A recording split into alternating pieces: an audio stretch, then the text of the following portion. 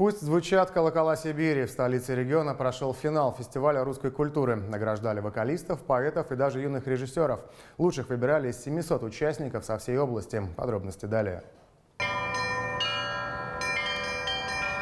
Колокольный звон называют молитвой, запечатленной в звуке. Говорят, музыка возрождает в сердце любовь и создает гармонию. Поэтому не случайно фестиваль русской культуры назвали «Сибирские колокола». Фотохудожник Владимир Осинцев вспоминает: «Сам хотел научиться искусству звонаря. Не удалось. Может быть, пока.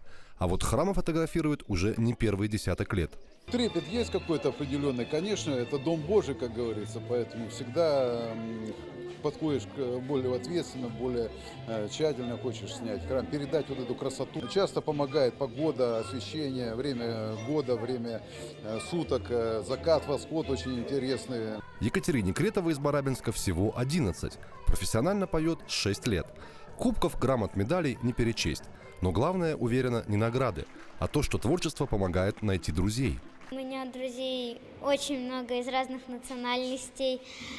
Девочка из Украины, мальчик из США, мальчик из Италии.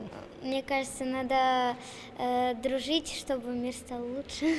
В Новосибирской области живут представители больше 100 национальностей. Для тех, кто хранит традиции и чтит историю, в Доме национальных культур имени Заволокина создали все условия. Помогаем им с аппаратурой, даем помещение для репетиций и, самое главное, даем помещение для выступлений. Здесь создан уникальный центр для всех национальных культур. Поэтому именно здесь проводят финальный концерт, который становится настоящим праздником. Единство народное, оно вырастает из того, что всем комфортно в нашей стране. И каждый человек хочет знать свой язык, каждый человек хочет, чтобы он был продолжателем той культуры, которую много веков хранили его предки. Фестиваль проводят при поддержке Министерства региональной политики Новосибирской области. Грамоты и благодарственные письма получают лучшие из 700 участников.